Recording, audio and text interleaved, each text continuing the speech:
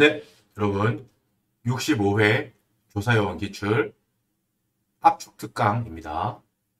자, 이번 시간은 압축 특강을 진행을 할 건데 문제별로 문제 1, 문제 2, 문제 3 이렇게 세 개로 나뉘어서 클립을 세 개를 이제 제가 만들 겁니다.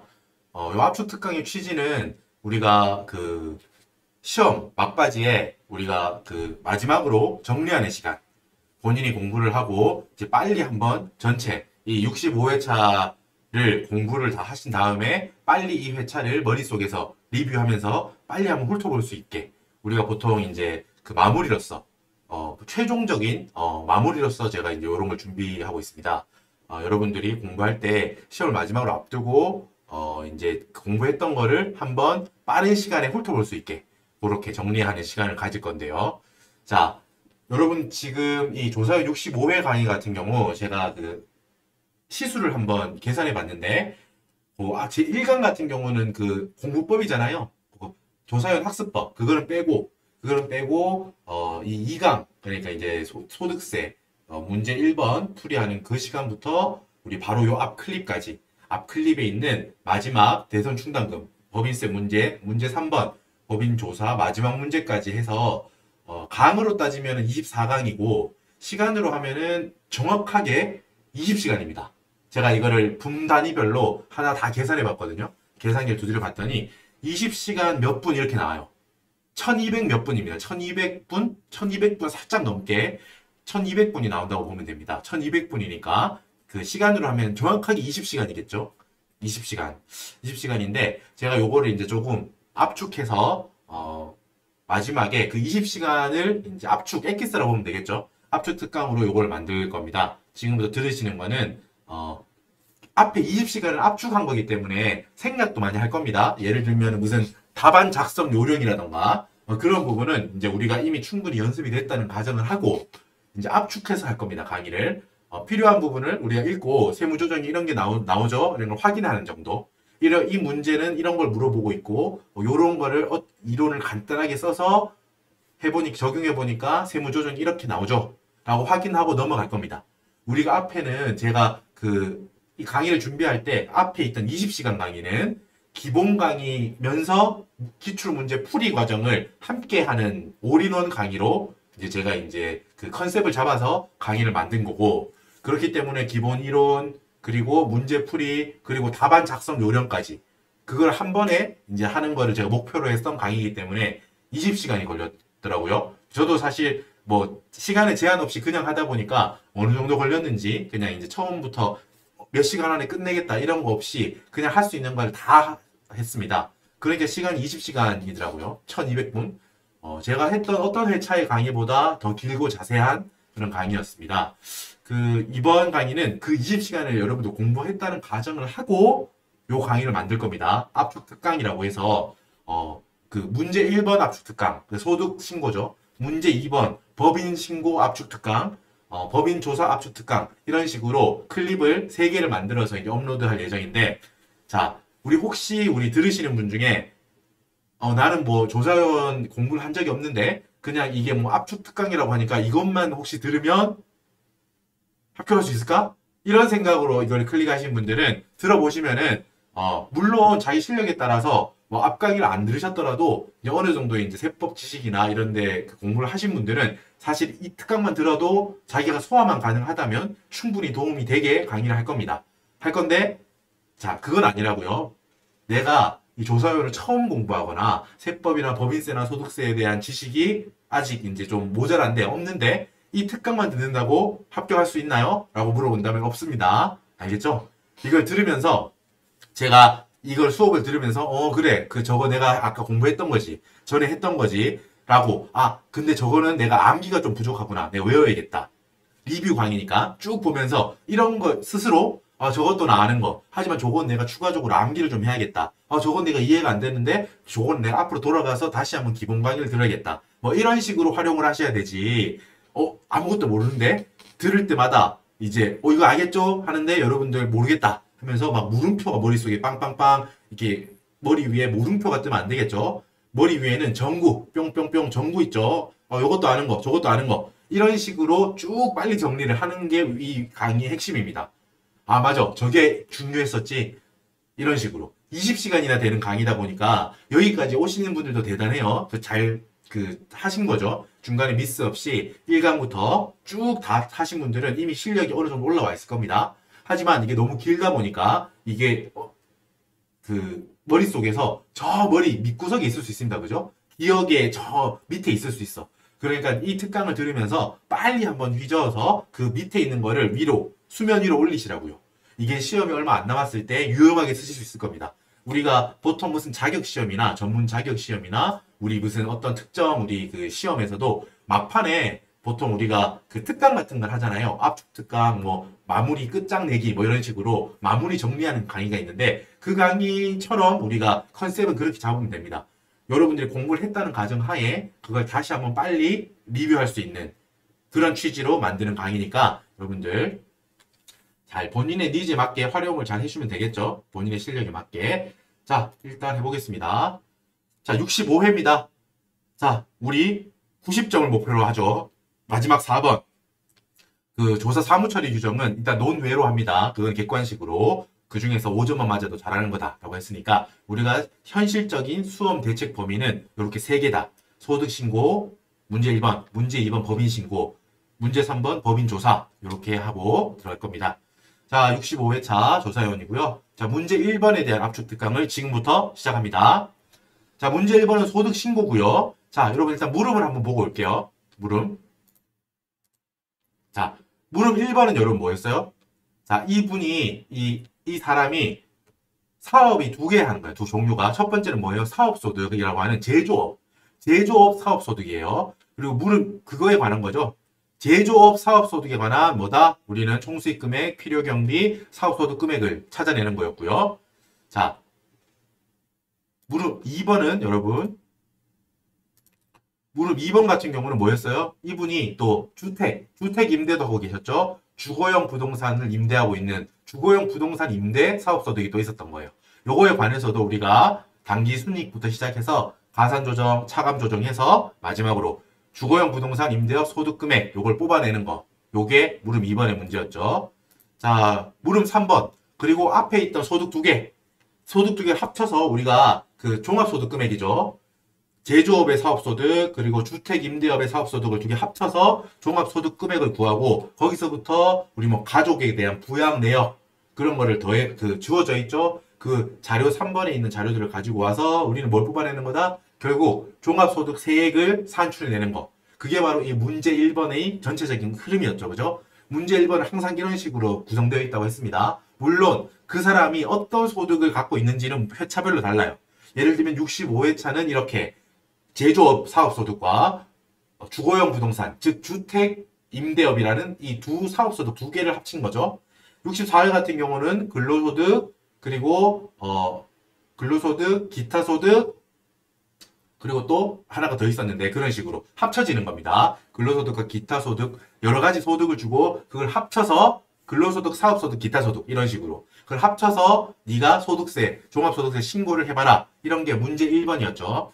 자, 바로 문제 보겠습니다. 자, 보세요. 제조업을 영위하고 있으면서 주거용 부동산도 임대하고 있다는 거죠. 결국 둘 다 사업소득이에요. 둘 다 갖고 있는데 이걸 합쳐보라는 거야. 합쳐서 신고해봐라 라는 거죠. 자, 복식부기 의무자고요. 하지만 성실사업자는 하지 않았다. 성실사업자에는 해당하지 않았다라는 거죠. 자, 성실사업자는 여러분 아니라고 했으니까 이게 어디에 영향을 끼쳤죠? 표준세액공제 적용할 때 13만 원이 아니고 7만 원 적용하면 된다. 그거였죠. 7만 원 적용하면 된다. 그거 적용하시면 되고요.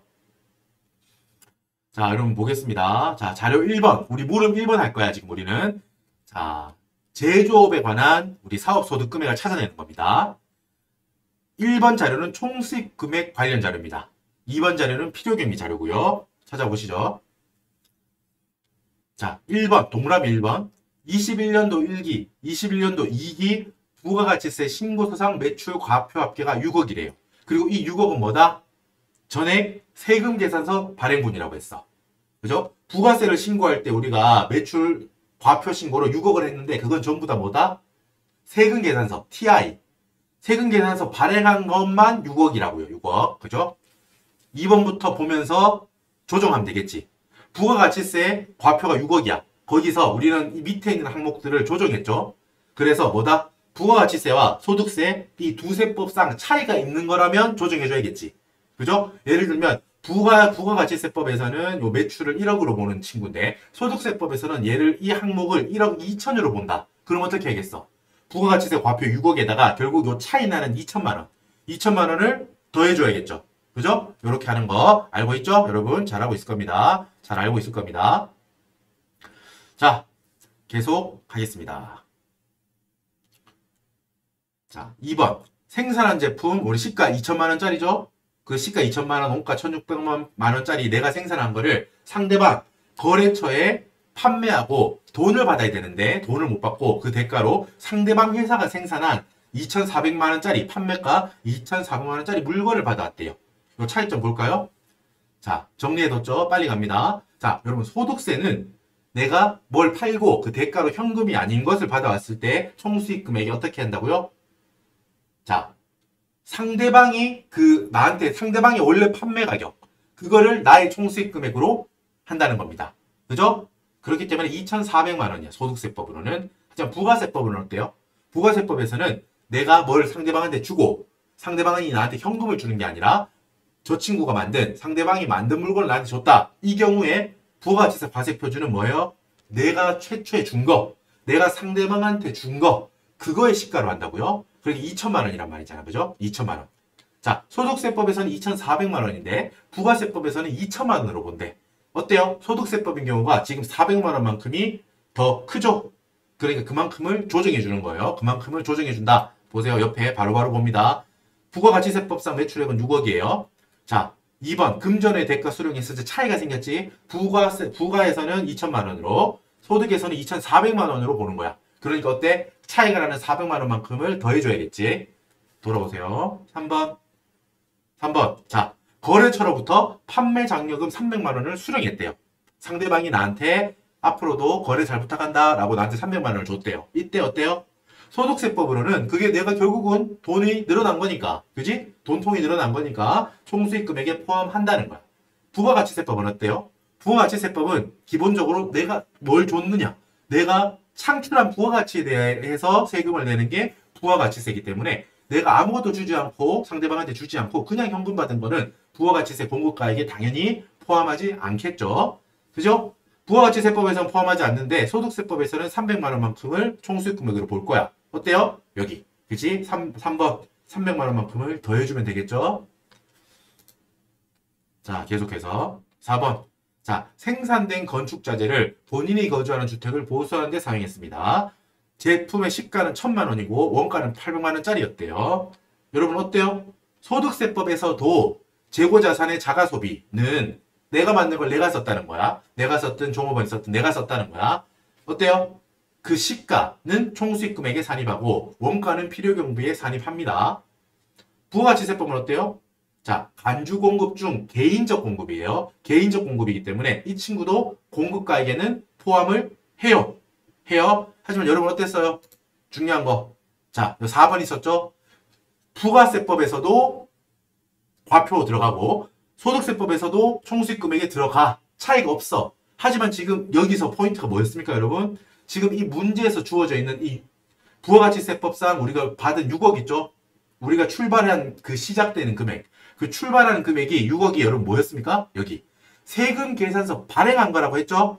그지? 여기 봐봐. 세금 계산서 발행분이 6억이라 그랬어. 그러니까 이 6억 안에는 반대로 말하면 뭐예요? 이 6억 안에는 세금 계산서가 발행되지 않은 거는 이 6억 안에 들어있지 않다는 말이야. 동의하시죠? 자, 어땠어요? 그래서 우리가 부가가치세법에서 개인적 공급도 간주 공급의 하나로 보니까 공급가액에 포함하는 건 맞아. 하지만 단 개인적 공급은 세금 계산서를 발급하지 않는 대상이에요. 발급 의무 면제 대상이라고. 그죠? 그렇기 때문에 6억 안에 이 금액이 포함되어 있지 않다는 거야.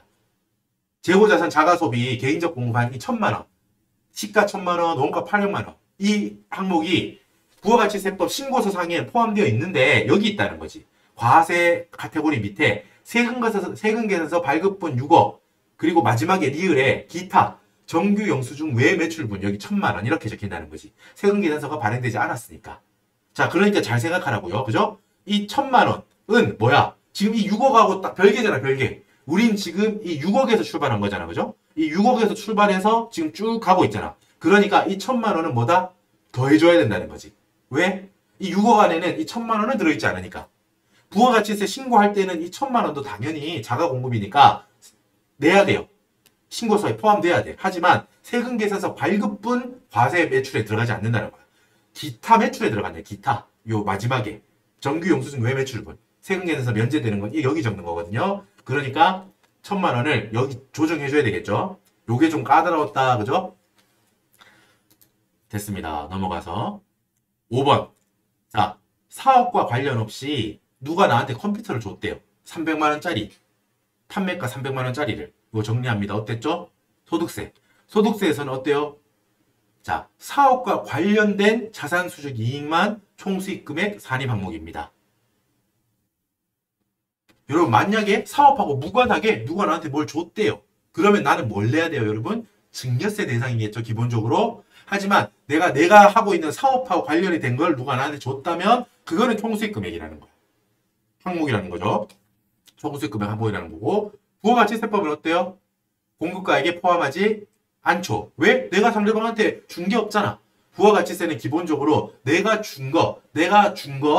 창출해낸 부가가치에 대해서 과세하는 거야. 그죠? 내가 준 거 없이 그냥 받아서 기분이 좋다. 그거는 부가가치세를 낼 대상이 아니죠.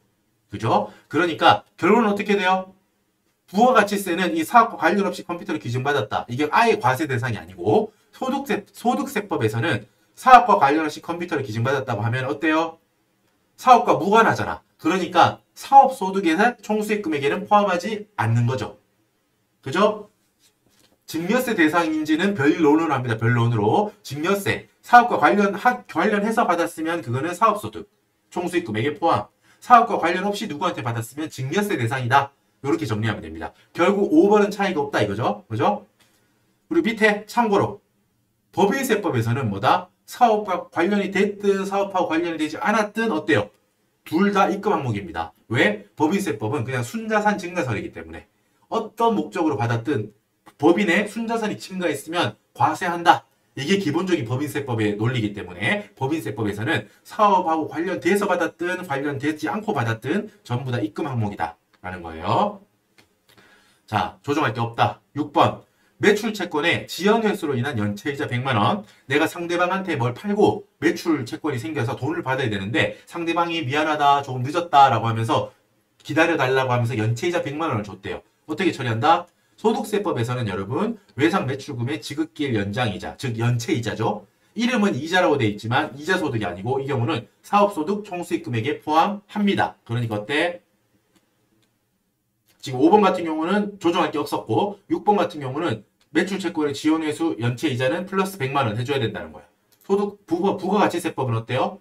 그쵸? 내가 늦게 회수함으로 인해서 그 대가로 받은 거지. 그지? 내가 뭘 주고 더 받은 게 아니잖아요. 애초에 최초에 물건을 팔았던 거는 당연히 부가가치세 과세 대상이고요. 늦게 얘가 돈을 상대방이 나한테 준다고 미안하다고 준 100만 원은 내가 뭐를 준 게 아니잖아. 새로 뭘 물건을 준 게 아니니까 당연히 공고가액에는 포함되지 않는다는 거야. 부가가치세법에서는. 그러니까 소득세법에서 100만 원만 방금 본 것처럼 100만 원을 더해주면 되겠지. 요것도 보고 갈까요? 자, 우리가 방금 소득세법에서 외상 매출금, 매출채권을 늦게 내가 회수함으로 인해서 그 대가로 받는 연체이자 쪽으로 받는 거는 사업소득이 넣는다고 했죠. 뭐더라도 이름은 이자라고 되어 있더라도 사업소득으로 본다고 했어요. 하지만 여러분 이런 경우는 어떻다고 했습니까? 야, 상대방한테 돈을 받으러 갔더니 좀 너무 늦어질 것 같은데 이거 내가 그냥 나한테 돈 빌린 걸로 해서 계약을 새로 하자. 그렇게 하면 뭐예요? 외상 매출금이 소비대차로 내가 돈을 빌려준 걸로 이제는 바뀌는 거야. 그죠? 매출 채권이 대여금으로 바뀌는 거죠.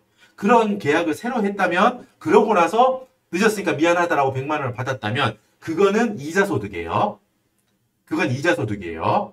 그게 바로 비영업 대금의 이익이 되겠죠. 내가 지금 원래 대부업을 하는 회사가 아니잖아요. 그죠? 그러니까 돈을 빌려주는 걸 영업으로 하는 회사가 아니잖아. 그냥 얘가 사정이 딱하다 보니까 좀 기간을 좀 달라. 라고 해서 그래 그럼 내가 그걸 너한테 빌려준 걸로 하고 이자를 더 달라. 이렇게 계약을 새로 했다는 거니까 그거는 뭐야? 내가 영업으로 돈을 빌려준 건 아니야. 그렇기 때문에 비영업 대금 한 거죠. 비영업 대금을 빌려주고 거기에 대한 이자를 받는 거를 뭐로 한다? 비영업 대금의 이익이라고 한다는 거야. 비영업 대금의 이익은 이자 소득 카테고리입니다. 이런 경우는 이자 소득이라는 거예요. 요것도 알아두세요, 여러분. 충분히 나올 수 있겠지. 만약에 매출 채권의 지원 회수로 인한 연체 이자 요 100만 원 수령하였다라고 하고 밑에 여러분 괄호 해가지고 이렇게 적혀있으면 어때? 자, 원래는 매상 매출금이었는데 소비대차로 전환되어서 받은 연체이자다라고 하면 어때요? 그건 이자소득이잖아. 그러면 어때요? 이 문제에 그런 단서가 있었다면 100만 원을 더해주는 게 아니겠지. 지금 우리가 구하는 거는 소득세법상 사업소득의 총수익 금액을 구하는 거잖아, 지금. 그러니까 만약 6번 단서에 그런 문구가 있다면 이거는 소비대차로 전환된 건다. 소비대차로 전환된 후에 받은 이자다라고 하면 그거는 내가 돈 빌려주고 받은 거야. 이자소득이라고 그거는. 알겠죠? 그런 경우라면 어때요? 6번에 여기 마지막에 더해주는 게 없겠지. 요런 것도 충분히 나올 수 있어요. 맞죠? 자, 정리 끝났습니다. 6억에서 시작해서 우리가 조정하는 항목들을 쭉 체크했어요. 결국 얼마래? 총수익 금액은 6억 1,800만 원이에요. 됐죠? 넘어갑니다. 총수익 금액 완료. 이제 필요경비 할 거야. 필요경비. 뒷페이지 오세요. 몇 페이지죠? 3페이지 오세요, 여러분. 3페이지. 자, 사업소득 필요경비 관련 자료입니다.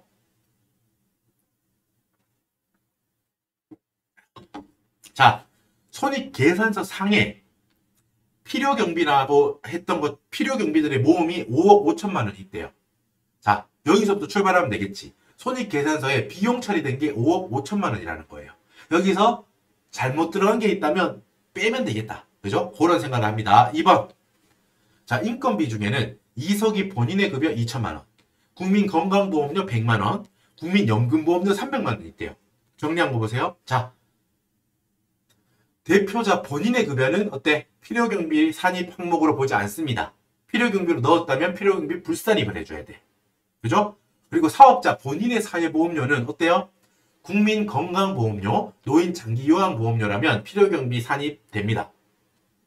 국민연금보험료는 어때요? 필요경비 산입되지 않아요. 어떻게 한다고요? 나중에 우리가 공제 있지, 공제. 인연주특 기억나요? 인적공제 있고 밑에 연금보험료 공제 있죠. 소득공제. 거기에서 빼준다는 거야. 연금보험료 소득공제 대상이니까 뒤에서 빼줄게. 비용 처리하지 마. 뒤에서 빼줄 거야. 라는 거예요. 소득공제 하면서 빼주겠다는 거죠. 자, 이석이 본인의 급여 2천만 원은 필요경비 불산입해야 돼. 국민건강보험료 100만 원은 이 5억 5천만 원에 들어있는 게 맞죠? 그대로 놔두면 돼. 국민연금보험료 300만 원 어때요? 비용이 들어가 있다잖아. 안 되지. 필요경비 불산입해서 빼서 뒤에 연금보험료 소득공제를 받아라 라는 거예요. 됐죠? 자, 3번. 지급이자 중에서 채권자 불분명 사채이자 500만 원 있어. 어때요? 요거 필요경비 불산입 항목이죠. 필요경비 불산입 500만 원. 4번. 지급 수수료 중에는 사전 약정 없이 거래처에 지급한 잔여금 400만 원이 포함되어 있다. 자, 여러분 포인트가 뭐였습니까? 사전 약정 없이 그 문구를 보면 뭔가 부담하다는 표시인가? 사전에 약속하지 않고 그냥 400만 원을 줬다는 거네. 이래도 되나? 라는 의구심이 들죠. 하지만 어때요? 된다는 거야. 판매 잔여금을 상대방한테 준 거는 사전 약정이 있었든 사전 약정이 없었든 전부 다 필요경비로 인정됩니다. 이게 옛날 규정하고 달라져서 그런데 여러분들은 이렇게 받아들이면 돼요. 뭐? 사전 약정을 하고 줬든 하지 않고 줬든 판매 잔여금 쪼로 내가 상대방한테 준 거는 필요경비로 인정된다는 겁니다. 자, 5번. 제세 공과금 중에는 내가 관세법을 위반하여 지급한 벌과금 200만 원이 포함되어 있다. 어때요? 벌금, 과태료 이런 것들은 뭐예요?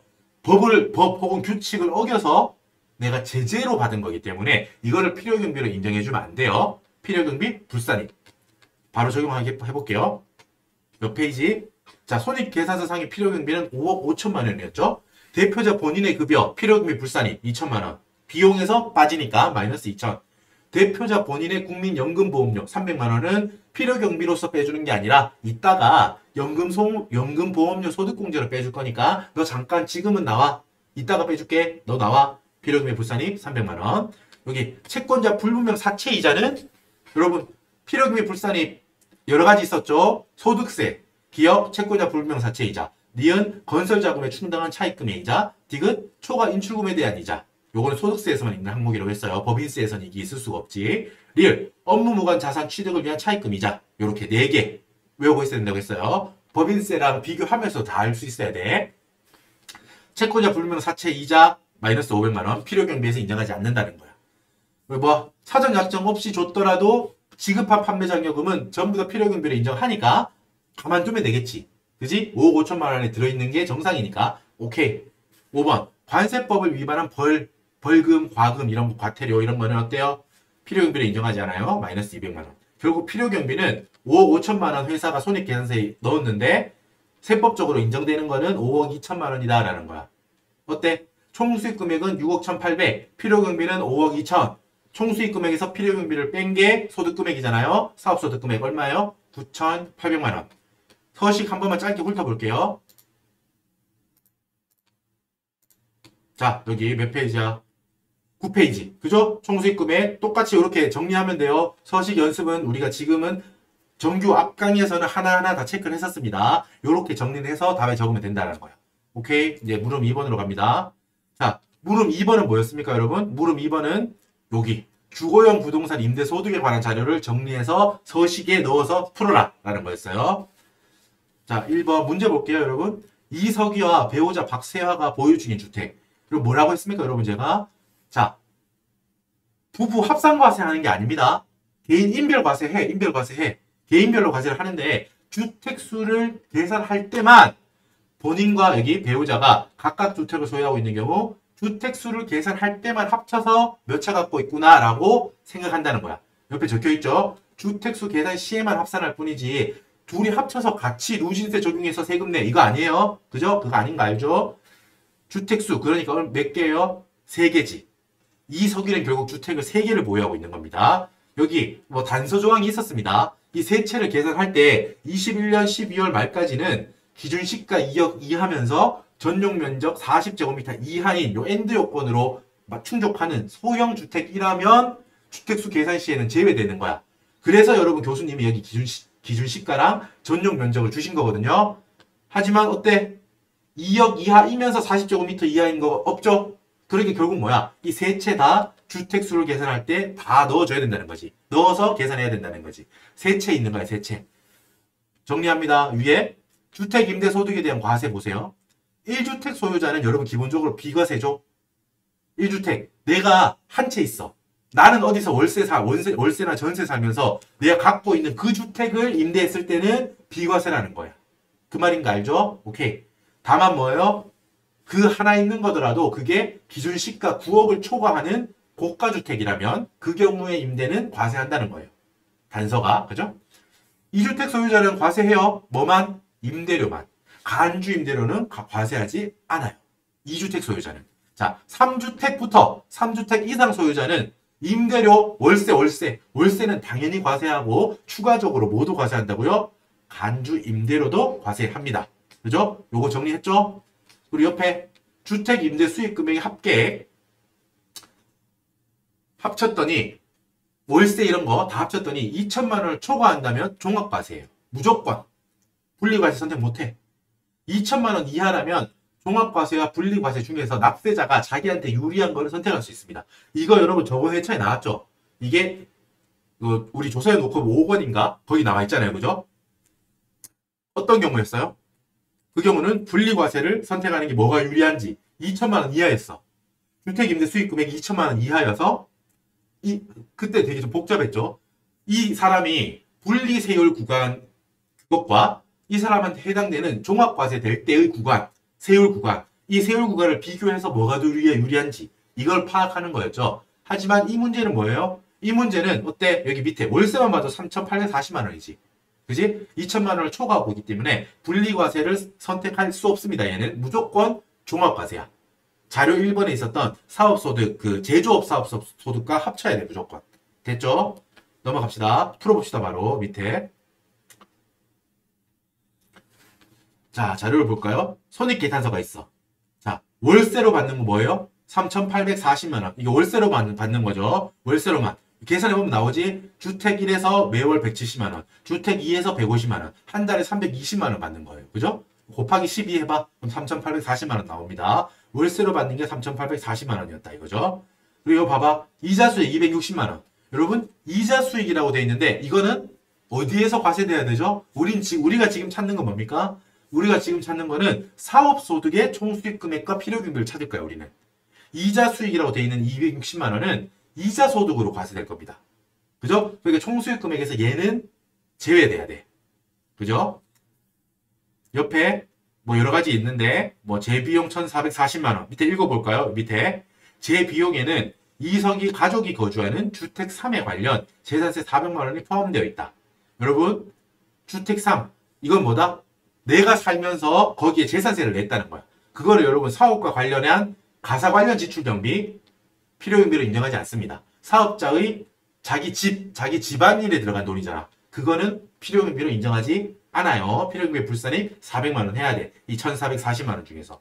그리고 봐. 인건비 1,200만 원도 재비용 1,440만 원에 들어가 있죠. 근데 뭐야? 이것도 대표, 사업자. 전액 이석유의 급여라고 했죠. 요거는 무릎 1에서 했듯이 대표자의 급여는 필요경비로 보지 않습니다. 소득세에서는. 법인세에서는 당연히 급여로 비용 처리되는 거고 소득세에서는 대표자 본인의 급여는 필요경비로 인정하지 않습니다. 얘도 필요경비 불산입을 하는 겁니다. 자, 이자 수익은 뭐 주택 2 임대보증금 여기 3억을 넣어가지고 이자가 260만 원 1년이 나온 건데 이건 어떻게 한다고요? 이자 소득으로 거기서 카테고리에서 이자 소득 카테고리에서 과세돼야 되는 거야. 그러니까 사업소득 총수익 금액에서는 빼야 된다는 겁니다.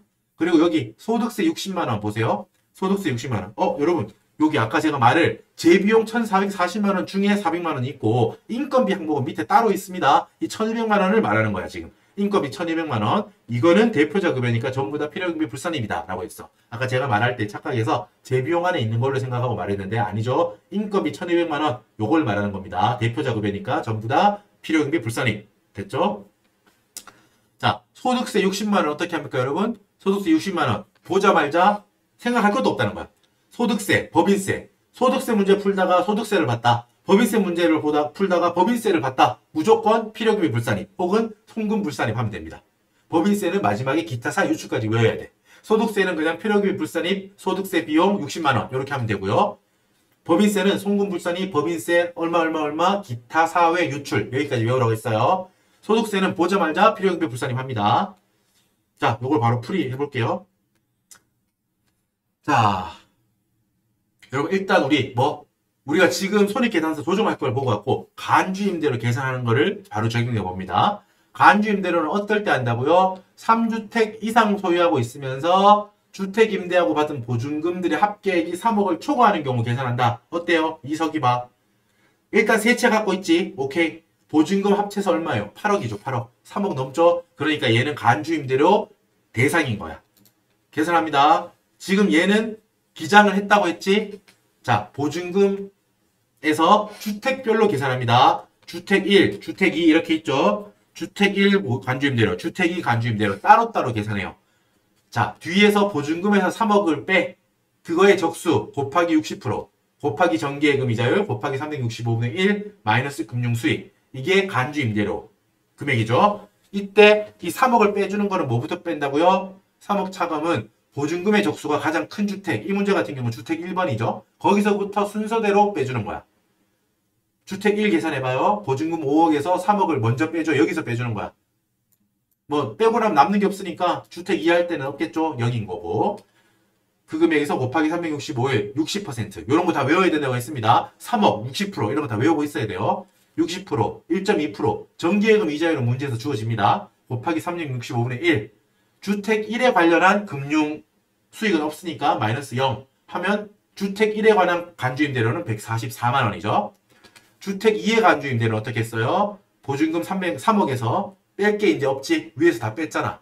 0 곱하기 365일 곱하기 60% 곱하기 1.2% 곱하기 365분의 1 하고 이게 뭐예요, 여러분? 마지막에 주택 2에 관련한 이자 수익 마이너스 260만 원.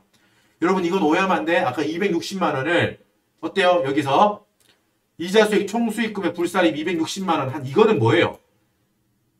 아예 소득세에서 과세하지 않겠다는 게 아니었죠? 무슨 말이었죠? 너 260만 원은 사업소득에서 과세될 게 아니고 이자소득에서 과세될 거니까 너 잠깐 비켜봐. 지금은 사업소득 계산하고 있잖아. 너 나와봐. 저쪽으로 가. 이자소득 카테고리에 가서 과세돼. 이렇게 말했다는 거잖아. 그죠? 그렇게 해서 마지막에 차감 조정해주는 거였고 지금 빼주는 이건 뭐예요? 이 말입니다. 260만 원까지는 이자소득으로 과세될 거잖아요. 그러니까 이만큼 초과하는. 그죠? 결론적으로 말하면 보증금 수익 중에서 보증금에서 우리가 가상수익을 계산하는 거잖아요. 그죠? 그 중에서 실제로 260만 원까지는 이자소득으로 세금을 내니까 그 초과하는 부분에 대해서만 간주임대료를 물리겠다라는 거였잖아. 됐죠? 이해하실 수 하고 계실 거라고 믿고 자 계산했더니 음의 숫자가 나왔어. 각 주택별로 계산을 하고요. 간주임대료 특정 간주임대료 계산했는데 특정 주택이 간주임대료에서 음이 나왔다. 어떻게 한다고요? 그 경우는 0으로 본다는 겁니다. 여기가 음이 나왔다고 해서 위에 플러스 나온 거랑 퉁쳐서 여기 100만 원만 간주임대료로 신고한 일 아니에요. 그죠? 결과적으로 세법에는 어떻게 표현되어 있다고요? 금융수익 260만 원은 해당 주택의 간주임대료 계산할 때만 뺄 수 있다라고 표현했다고요. 그지? 그러니까 만약에 특정 간주임대료를 계산했을 때 특정 주택의 간주임대료가 음의 숫자가 나왔다. 그럼 그 주택의 간주임대료를 0으로 보는 거야. 됐죠? 간주임대료 계산 끝났습니다. 결국 144만 원이 간주임대료라는 거예요. 자, 우리는 뭐다? 여러분 여기 이제 밑에 우리 당기순이익 1,400만 원 있죠? 당기순이익 1,400만 원에서 가산조정, 차감조정 이 두 개를 해줘서 뭘 찾는다? 우리가 필요로 하는 부동산 임대소득 금액을 찾을 거야. 당기순이익은 1,400만 원이야. 손익계산서상 당기순이익은 1,400만 원이에요. 가산조정은 뭐예요, 여러분? 총수익금액 산입 혹은 필요경비 불산입. 뭐야? 가산조정은 쉽죠? 이익이 늘어나거나 비용이 줄어들거나 그러니까 이익이라고 표현하지 않을게요. 수익. 결국 우리가 회계적으로 말하자면 직관적으로 수익이 늘어나거나 비용이 줄어들거나 그럼 그게 뭐야? 가산조정이겠지. 뭐에 비해서? 당기순이익에 비해서 수익이 늘어나면 가산조정이지 당연히. 당기순이익에 비해서 비용이 줄어들면 당연히 그것도 가산조정이겠죠. 요 개념은 뭐하고 똑같아요? 우리가 법인세법에서 하는 입금산입, 송금불산입 이것도 완벽하게 동일한 논리라고 말씀드렸습니다. 오케이. 자, 뭐였어? 필요금의 불산입, 재비용 중에서 주택 3 관련 재산세 400만 원이고요. 여기 제가 애초에 필기를 이렇게 잘못했었구나. 여러분, 재비용 아니지 이거? 인건비네, 인건비. 여러분, 이 정도는 여러분들이 고칠 수 있겠죠? 요거 죄송합니다. 필요경비 뭐다? 인건비 1,200만 원 중에서 대표적으로 전부 다였다는 거잖아. 1,200만 원만큼을 필요경비 불산입한다 라는 거예요. 소득세는 보자마자 필요경비 불산입 소득세 60만 원. 그리고 뭐다? 지금 우리 방금 계산한 이거 간주임대료 144만 원을 당연히 총수익금액 산입 입금 산입해주는 거지. 법인세로 치자면 144만 원을 더해줍니다. 됐죠? 자, 가산조정 끝났고 차감조정 뭐 있었습니까? 손익계산서 항목 중에서 여기 이자수익. 야, 너는 여기 사업소득에서 과세대례가 아니야. 저쪽으로 가. 이자소득으로 가. 라는 거잖아. 여기선 일단 빠져. 그러니까 일단 수익에서 빠져. 사업수익에서 사업소득 총수익금액에서 빠지는 거지. 마이너스 260만 원. 부동산 임대소득 금액은 얼마예요? 그러니까 2,944만 원이 됐죠. 이렇게 해서 물음 2번 정리합니다. 자, 이제는 자료 3번 보면서 뭘 하죠? 우리가 공제될 게 있는지. 실제로 이제는 세액 계산 단계로 넘어가는 거예요. 그죠? 자, 본인은 무조건 기본공제 대상이라고 했어요. 배우자, 양도소득 금액이 2천만 원 있어요. 뭐라 그랬습니까? 우리가 종합소득금액 더하기 양도소득금액 더하기 퇴직소득금액 이 세 개를 더해서 100만 원 넘으면 기본공제 대상이 아닙니다. 그죠? 배우자는 기본공제 대상이 아니야. 초등학생, 자녀는 20세 이하, 오케이지? 10세, 6세, 1세니까 셋 다 오케이, 됐습니다. 그리고 차녀 같은 경우는 올해 출생까지 했으니까 나중에 자녀세액 공제할 때 출산에 관한 두 번째 공제까지 추가로 해줘야겠지. 어머니 어때요? 75세시지. 자, 우리가 존속, 위로는 존속이라고 하고 어머니, 아버지는 존속, 자식들은 비속이라고 하죠. 존비속인데 존속, 위쪽으로는 60세 이상, 오케이. 자식들은 20세 이하, 20세 이하여야 된다고 했죠. 어머니는 60세 이상이시죠. 75세, 오케이. 그러고서 연령 요건은 오케이인데 소득 금액 요건이 맞는지 볼까요? 소득 금액 요건 뭐래요? 수익 금액 5천에다가 소득 금액이 300만 원? 안 되나? 라고 생각할 수 있지만 된다는 거지. 왜? 화훼작물 재배업은 나라에서 권장하는 항목이죠. 권장하고 있는 업입니다. 그래서 수익 금액 10억 이하라면 수익 금액이 10억을 초과하는 경우는 그건 아예 이제 커다랗게 화훼 농장 막 우리가 아는 그 정도로 하는 거기 때문에 그거는 안 되고 화훼로 해서 수익 금액, 매출 기준으로 생각하면 되죠. 매출로 10억까지는 비과세로 보겠다는 거야. 그렇기 때문에 어때요? 소득 금액 요건이 된다는 거예요. 오케이. 기본공제 대상인 거야. 얘가 아니고 어머님이. 그리고 뭐예요, 여러분? 70세도 넘으셨죠? 70세도 넘으셨으니까 어때? 경로 우대자 공제. 인적 공제에서 경로 우대자 공제도 되시겠구나. 요 정도 생각을 가지고 바로 문제 풀이 갑니다. 그리고 여기 중간 예납액이 450만 원. 기납부 세액으로 있다는 거지, 이게. 오케이. 체납하고 있더라도 어때요? 기납부 세액으로 차감해 주면 되겠죠. 얘는 별개의 체납 징세 절차를 거쳐서 징수를 할 거야. 그렇기 때문에 기납부로 빼주겠다라는 거지. 물음 3번 볼게요. 정리했던 건 여러분 보세요. 이 계산과정 요약 같은 경우는 종합소득금액에서 종합소득 공제를 빼면 과표가 나오고 이렇게 쭉 흘러가는 거 있죠. 이거는 꼭 필요하니까 여러분들이 보세요. 우리는 바로 문제 풀이로 들어갈 겁니다. 자, 여기 이건 다 보시라는 거예요. 우리 다 했던 거니까 뭐 자녀세액 공제 이런 것도 우리가 다 앞쪽에 기본 강좌에서 다 했던 거니까 우리는 바로 문제 풀이 할 겁니다. 이런 내용들은. 자, 종합소득금액 봅니다. 우리가 무릎 1번에서 구했던 제조업 사업소득금액 9,800만 원. 무릎 2번에서 찾아낸 부동산 임대소득금액 2,944만 원. 이거 두 개를 합친 게 뭐예요? 종합소득금액 1억 2,744만 원이 됐습니다. 종합소득공제 뺄 건데요. 기본공제 우리가 아까 체크했지 5명. 한 명당 얼마예요? 150만 원. 자, 경장 추가공제 중에서 경장 부환이 있는데 이 집은 지금 경로 우대자 공제. 어머니 70세 이상이니까 어머니가 해당되는 거야. 얼마? 100만 원인 거 당연히 외우고 있어야 돼요. 여기 장애는 200만 원 이런 거 다 외우고 있어야 됩니다. 어머님 한 분 100만 원. 그러니까 추가공제는 100만 원이죠. 그리고 여기 인적 공제 밑에 연금 보험료 공제. 우리가 아까 전에 무릎 2번 풀 때 말했던 거. 야, 무릎 1번이었나요? 무릎 1번 풀 때 말했던 거. 야, 연금 보험료 공제. 너 연금 보험료 낸 거 너 300만 원. 이따가 소득 공제할 때 뺄게. 필요경부에서 나와. 무릎 1번이었네요. 그죠? 너 나와. 라고 했었잖아. 여기서 빼주는 거라고 했죠. 300만 원. 자, 종합소득공제 소득금액 1억 2,744만 원에서 종합소득공제 얘들을 다 빼니까 1,150만 원 빼면 어때요? 종합소득 과세 표준 1억 1,594만 원 곱하기 세율, 텍스 레이트 세율하면 여러분 요거는 누진세 요거 기본 세율 교수님께서 주신다고 했죠? 소득세법의 세율은 안 외우고 있어도 돼요. 교수님께서 주신다고. 여기 물음 끝에 나와 있는 거 확인할까요? 여기 밑에. 소득세는 세율을 주십니다. 외울 필요 없습니다. 다만 법인세는 외우고 있어야 된다 그랬어. 법인세법에서는 뭐 외우라고 그랬죠? 2억까지 10%. 2억 초과분이 다양하게 있는데 우리 시험에서는 그냥 2억 초과분 20%까지만 외우면 된다고 했습니다. 자, 소득세 계속 풀게요. 자, 적용했더니 결국 그래 산출세액이 얼마야? 2,567만 9천 원 나왔죠? 자, 우리가 여러 가지 세액공제가 있는데 교수님께서 양식에 딱 주신다고.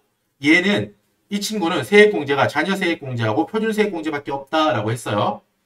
자, 제가 앞쪽에 성실사업자 잠깐 언급하면서 13만 원이라고 했는데 아니고 성실사업자면 12만 원인데 성실사업자가 아니니까 표준세액공제는 7만 원이다. 요렇게 됐죠? 자녀세액공제 뭐라고 했습니까 여러분? 7세 이하 아니에요. 7세 이상. 7세 이하는 왜? 우리가 보육수당이라고 매월 10만 원씩 나간다고 했지 나라에서. 그렇기 때문에 이중적인 혜택을 배제하기 위해서 7세 미만은 주지 않고 7세 이상만 우리가 자녀세액공제 세액공제 대상으로 봅니다. 7세 이상 장남 10살짜리 그 친구만 돼요. 한 명 15만 원. 출산공제 우리가 여러분 어땠어요? 여기 앞에 정리한 거 보세요. 요거는 외우고 있어야 돼 여러분. 우리가 방금 전에 세액공제는 한 명당 15만 원 2명까지 15, 15, 3명째부터 30만 원씩 요렇게 요 그림 기억나죠? 요렇게 출산 혹은 입양공제는 첫째를 출산했다 그럼 30만 원 둘째를 출산했다 그럼 50만 원 셋째를 출산했다 그럼 70만 원 주는 거예요. 다자녀에 대한 혜택을 주기 위해서 셋째를 지금 우리가 출산했잖아요. 그러니까 70만 원이지. 출산에 관한 자녀세액공제는 70만 원을 추가로 준다는 겁니다. 70만 원. 됐죠? 이렇게 했다. 그럼 결국 종합소득 결정세액이 얼마야? 2,475만 9천 원이죠. 자, 2,475만 9천 원이고 우리 서식에서 분리과세되는 주택임대소득 칸이 있잖아요. 칸이. 근데 어때요? 교수님께서 그걸 물어보시는 거야. 너 이거 알고 있니? 주택임대소득 금액 합계액이 2천만 원을 초과하면 무조건 종합과세를 한다. 그러니까 어때 결과적으로? 여기는 애초에 빈칸이 되는 게 정답인 거지. 이렇게 X 치는 게. 왜? 지금 이 친구는 월세만으로 3,840만 원이죠. 그리고 간주임대료까지 144만 원이지. 그죠? 그렇기 때문에 주택임대 수익 금액이 2천만 원을 초과하잖아. 지금. 훨씬 초과하잖아. 그러니까 분리과세 선택 자체가 불가능해. 그러니까 여기는 그냥 빈칸으로 두시면 돼. 결정세액 그대로 두고 기납부세액 아까 우리 봤지? 자료 4번에서 450만 원만큼을 기납부로 빼고 나면 결국 자진납부세액이 2,025만 9천 원. 그죠? 2,025만 9천 원. 이렇게 했습니다. 자, 이렇게 하면은 여러분 양식 봐봐. 물음 3번 양식. 제가 13페이지 보세요.